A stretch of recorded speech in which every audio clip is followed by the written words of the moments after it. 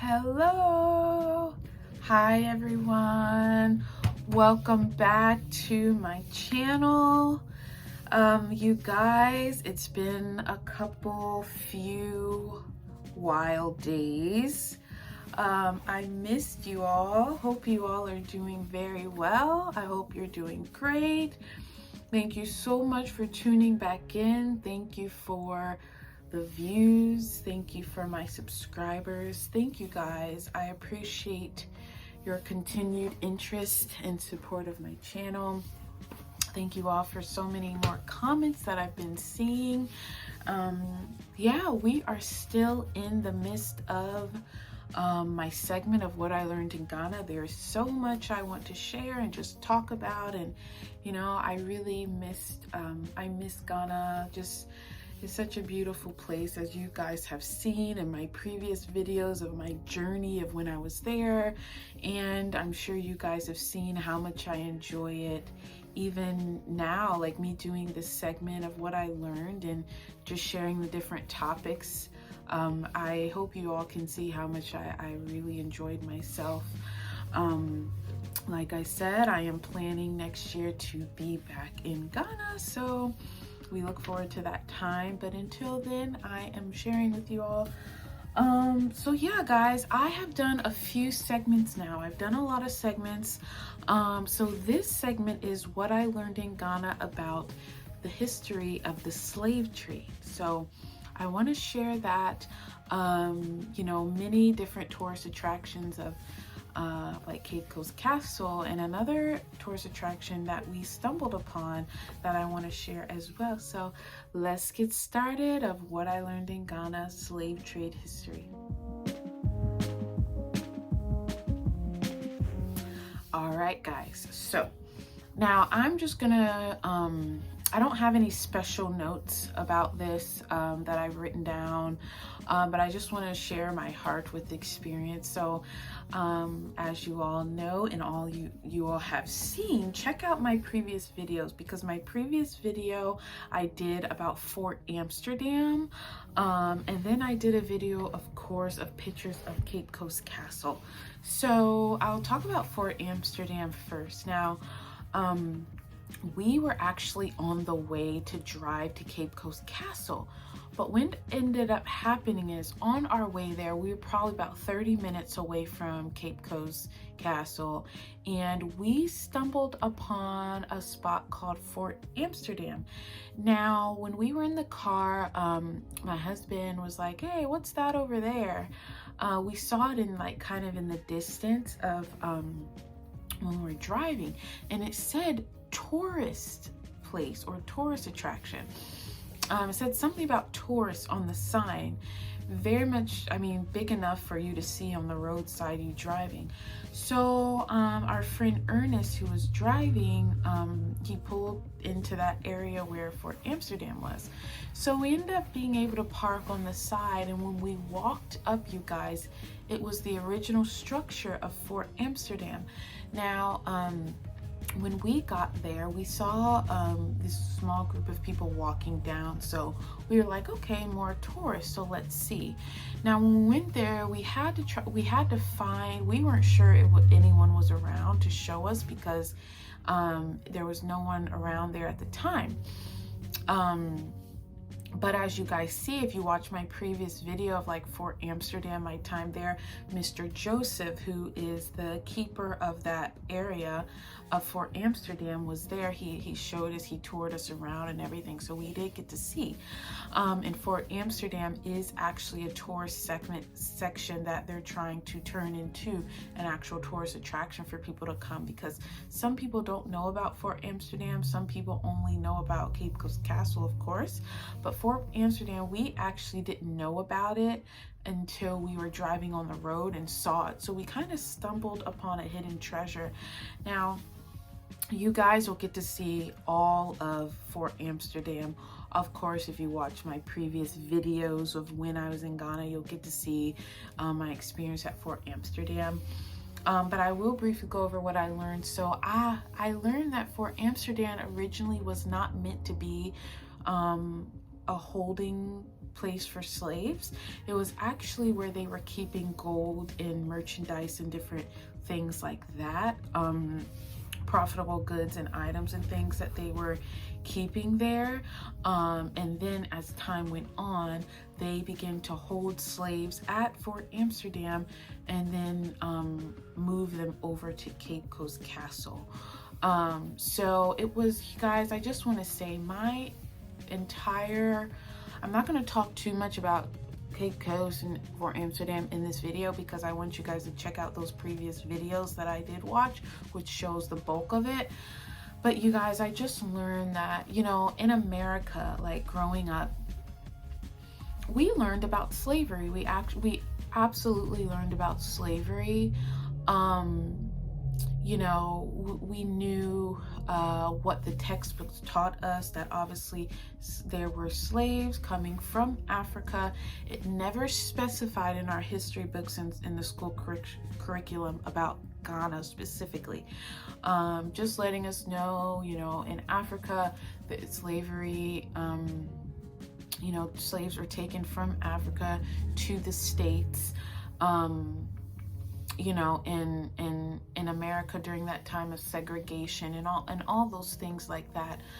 But what I want to tell you all, especially for those of you who are African Americans watching me, please, when you study history, go beyond the textbooks. Because for those of you who may not know, even nowadays in America's curriculum, they're not really teaching the full spectrum of slavery and the slave trade and stuff like that. They're not going far enough back. They're not going back in the time of before slaves were taken from Africa. They're just giving us the American version of it. And now with children now, they are the curriculum in America, the school curriculum on teaching about history and slavery and the slave trade, they're masking it a lot. Like a lot of Americans, younger generation and my generation and younger, are not really equipped in as far as history is concerned. It takes those people going outside of the classroom, outside of the textbooks, to really learn and know about slavery, you guys. It's quite sad actually, because it looks as if America's trying to mask their horrible history, their very wicked history, and it's masking it to the point where a lot of people, children in particular, because they're growing up and they're learning in the school curriculum system, they're not being taught the full picture of what really happened. You know, and I just want, as I learned this, I really learned that, yeah, a lot of history has been masked by America, with African Americans actually in America. Like, yes, African Americans know that, you know, their ancestors were taken from Africa and, you know, brought to America and stuff like that. But they were brought to America, yes, but that means North and South America, also to Hispanic countries like, obviously all over the Caribbean and things like that. Brazil, I learned as well. Brazil, slave trade in different countries over there. Like slave trade, slaves were shipped all over the place, coming out of Ghana. Ghana being the forefront of where the mass slave trade took place. What I want to tell African Americans is, please and please go beyond the history books. Really, you know, if you're really interested to know about your history and where you come from ancestrally and things like that, don't rely on the American school system to teach you that. You're going to have to really do some digging and research, because the American America has a great way of masking their misfortunes and faults, if it doesn't make them look good. And even today, like the racial tension and racial division, that is still happening in America to this day. Like, you know, still that systematic racism, prejudice, and different things like that is going on in America. You know, how blacks are looked at as lesser than, or looked at as criminals, and different things like that. And it's not about the skin color, it's about that person's character.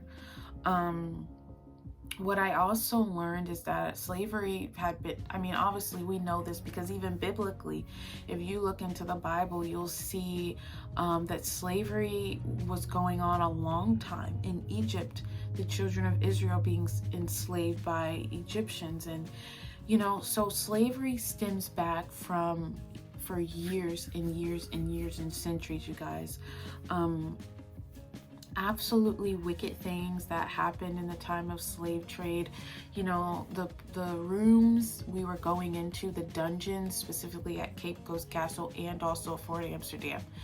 Now, the rooms, and if you guys go back, you'll see how small those rooms were, you guys. If you take that dungeon, right? Okay, the dungeons were so compact. Even fitting 30 people in one dungeon is cramped, is packed, not comfortable, no space. You all have to, when you guys go, at a point in time when you go, you'll see the horror that happened there. 200 men, 200 slaves being put into one dungeon. You guys, it's one of these things where, yes, you can go on to YouTube and, you know, different videos, and you can see pictures of how the dungeons looked and things like that. But it's nothing like being there and actually like just having a visual of what took place, you know, like just being in those dungeons, you guys, and 200 men being in one dungeon, fighting for food, barely getting food and water, by the way. And then when they are given that, they're fighting for it, chained to the wall. You know, literally, you guys, like the slaves during the slave trade and all throughout history of slavery, people being treated less than animals, like being treated like, you know, like inhumane, different things like that. And one of the places we went into showed us the, I call it the,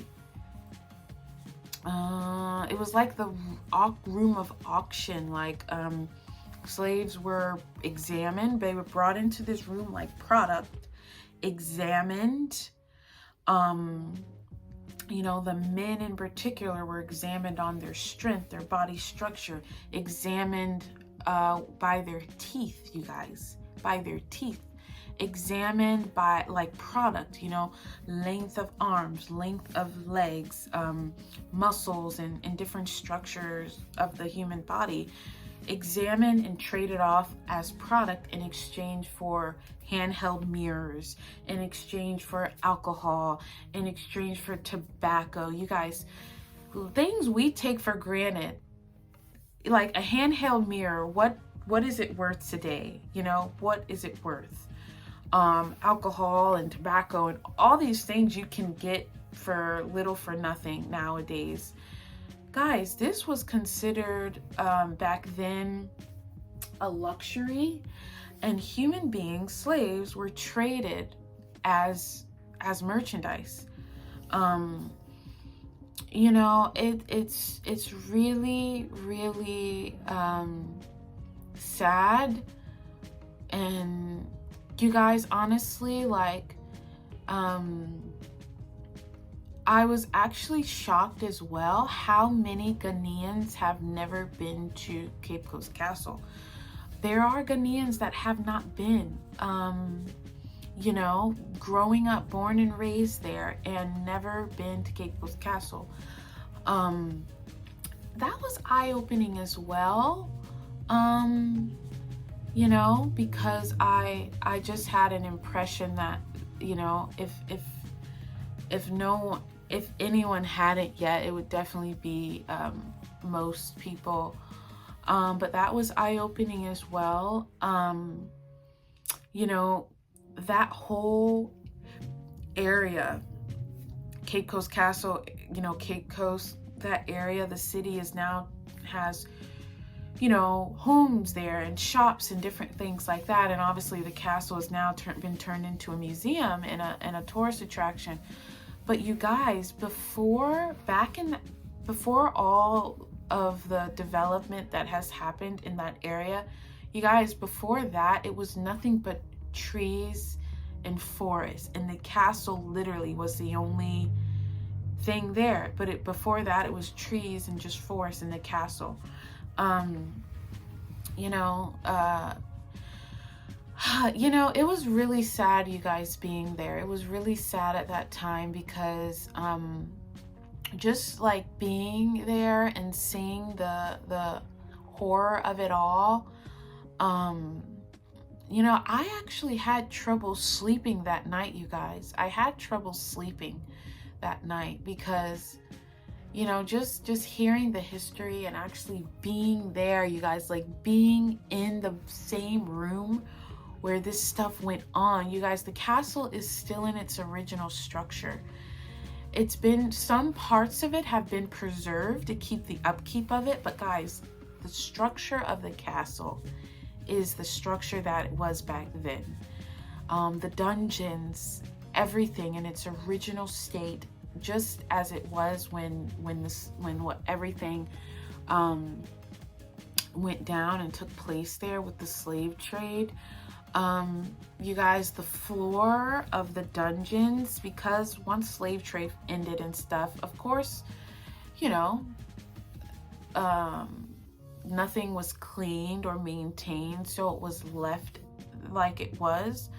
But the slaves having no choice but to sit and stand in their own feces, the women's, you know, menstrual cycle and different things like that, urine and different kinds of things like that. The floor actually has turned into that. It has turned into, like, underneath your feet in the dungeons and things like that, it looks like just dirt or mud that has been hardened, but that's actually the feces of between the feces, the blood, the urine, everything, the feces and all that has become the floor of the dungeon, you guys.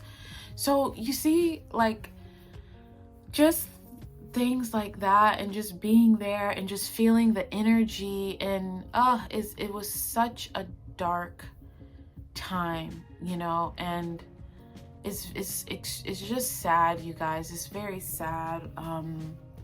You know, a lot of eye-opening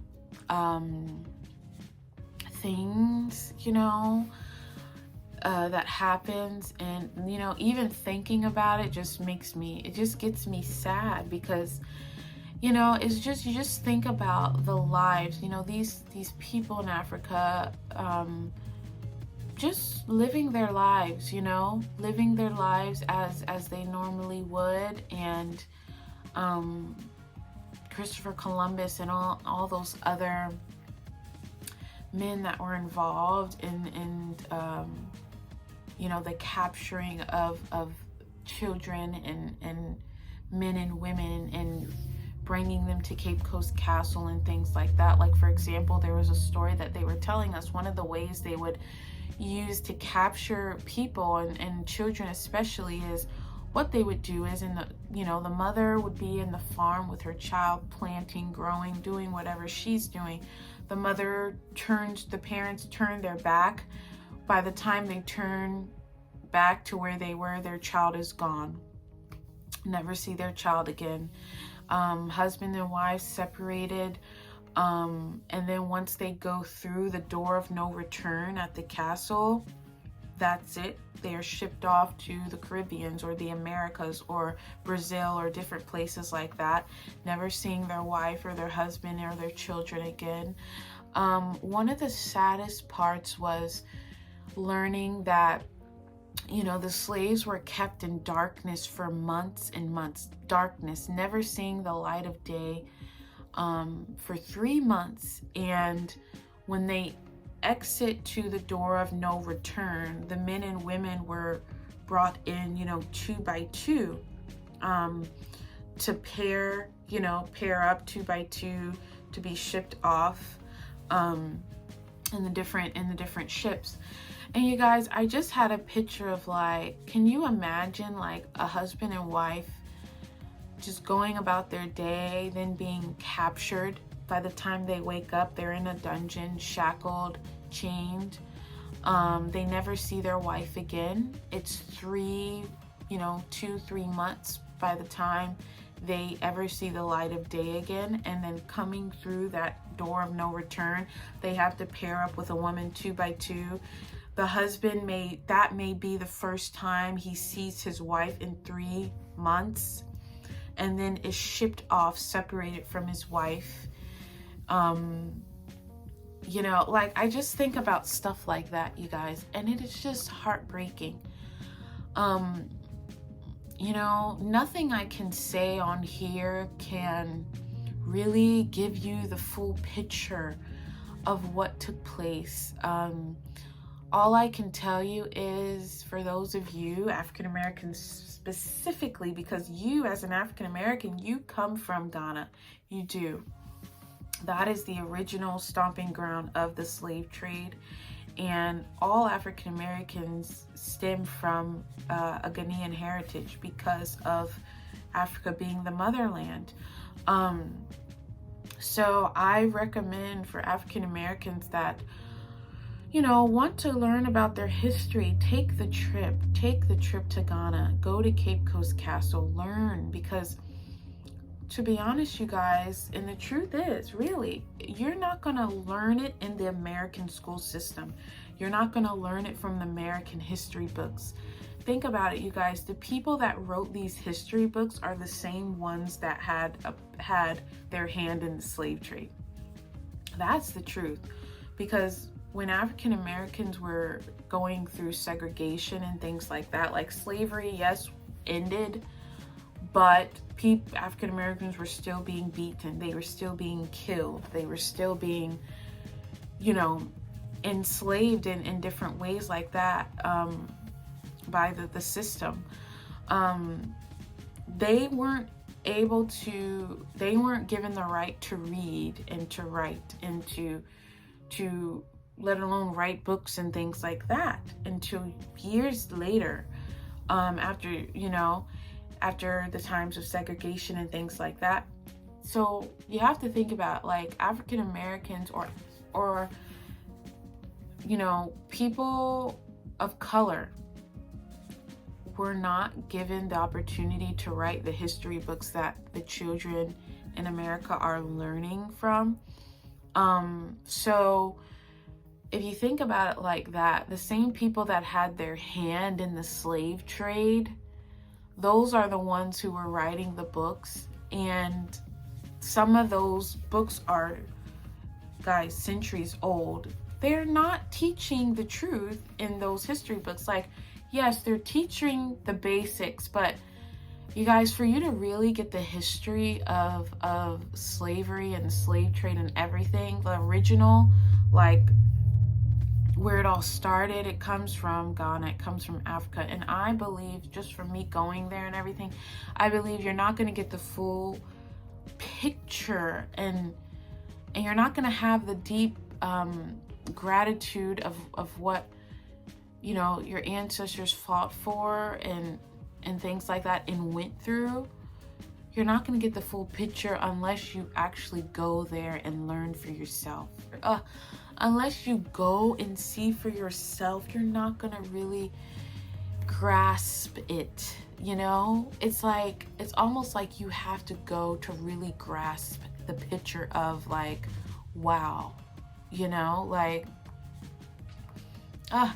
it's sad. If you trace far back enough, for African Americans out there, if you trace far back enough, yes, I know they have all this ancestry, this and that, but think about it, those ancestry tests, yeah, they go back far enough, but they don't go back far enough. Like, if you go back far enough, you guys, in time, you'll find your ancestors was a Ghanaian. You'll find that. As an African American, you will.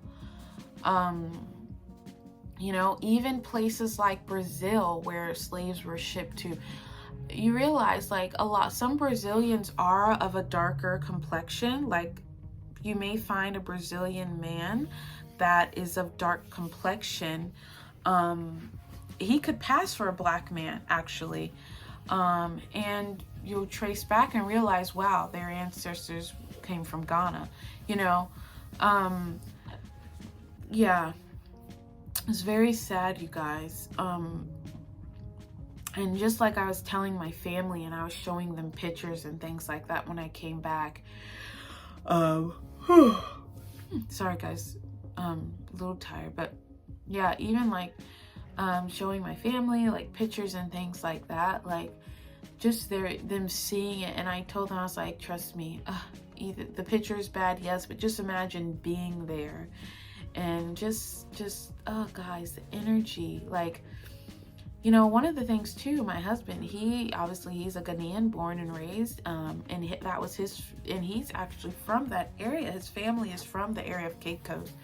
He never went to Cape Coast before. That was his first time. And even him, like, being there and everything, like, you know, him just sensing the darkness in there of that time and the horror that went on, like, it even bothered him, like, you know, him, you know, just being in there and just, you know, vision of what took place and everything. It even, like, even him, it bothered him too, like, you know, it's one of those, and guys, those dungeons being so small, guys, look at my bedroom. You can probably see a picture, kind of a circumference of, you know, my bedroom. You can kind of get a gist of how big it is, or how small it is compared to that. You guys, the dungeon one of the dungeons probably the size of my bedroom, maybe the dungeon a little bit bigger. Guys, 200 men were placed in one dungeon, chained to the wall, food and water coming from a hole from the way top, food and water coming from a hole. These men are chained to the wall, food and water being dropped, and these men struggling while chained to the wall, struggling to get the food and the water dropping from. You see what I mean? Like, stuff like that, like, it's just inhumane stuff. It's inhumane. Guys, the way that slaves were treated, people wouldn't dare treat their animals like that. I mean, especially in America, like, Americans love their dogs, they love their animals. Like, in America, you can go to jail longer for killing an animal than you can most times for killing people. Like, guys, I just say that to compare, like, slaves were treated less than animals, you guys. Like, it's really sad. It's horrible. That night, like I said, I couldn't even really sleep that night, because just thinking about it and being there, you guys, it was so, it's heartbreaking. I do know one of my subscribers in particular, she is in Ghana right now. I don't know if she's left, but she was in Ghana recently, or she might still be there now if she's watching this. But I did see on Facebook that she went there too, and that's what I want. I want more African Americans to just go and experience this and see it, because you're gonna have a deeper appreciation. You really are. Like, you're just gonna, you know, when you learn history and you learn about history and things like that, your mindset expands to a level of appreciation. That's, for me, that's what it did for me. Now, I've always been a woman of gratitude and things like that, but you know, everyone is still growing. There's room for everyone to grow. There's room for everyone to learn and expand their knowledge and their mindset. And it did that for me. You know, it just makes you realize, like, certain things you may complain about and certain things that you may not like, or whatever the case. It's nothing to be complaining about it in a lot of ways like that. I'm so grateful for the opportunity to be able to experience it and go to Ghana and just see history, you know. Guys, what we learned at Cape Coast, the history books, the American history books are not going to share that. They're not. To be honest, they're not, because it just brings another level of accountability to different things. Like, guys, in America, people, they celebrate these men like Christopher Columbus and different things like that, but those are the same people that came to Africa disturbing the peace and bringing slave trade and all these kind of things in place, and you know, was a part of history, and not a part of history in a heroic way, but a part of history in a very dark and wicked way. Very dark, very wicked. People like Christopher Columbus and things like that, Americans celebrate him, but Christopher Columbus was not a good guy, you guys. He wasn't. And for some of you who are American and watch this, and you may think otherwise, the truth is, I mean, that's the truth. He was not a good guy. And me personally, I think America should stop celebrating him. I really do, because he brought a lot of wicked things to places like Africa and other places, like even the Native Americans. Like, what we found out was, obviously we know of Christopher Columbus coming to America, before it wasn't called America, obviously, but coming to what we know America to be today. Native Americans were there. They were raping the women, bringing all kinds of diseases, you know, killing and using them. But once the Native Americans started dying off from those diseases and things that they were bringing, they were no longer useful to them. So what they were doing was, they've known about Africa for years and years and years, and then realizing that Africans are very strong. They can withstand a lot of natural diseases, being very healthy, very strong structurally and health-wise, being resourceful with the natural resources, and being able to really do those, you know, work and be what they saw of good labor and things like that. And Christopher Columbus and all those men that were involved in the slave trade, coming to Africa and doing the same things that they were doing to the Native Americans, doing it to Africans.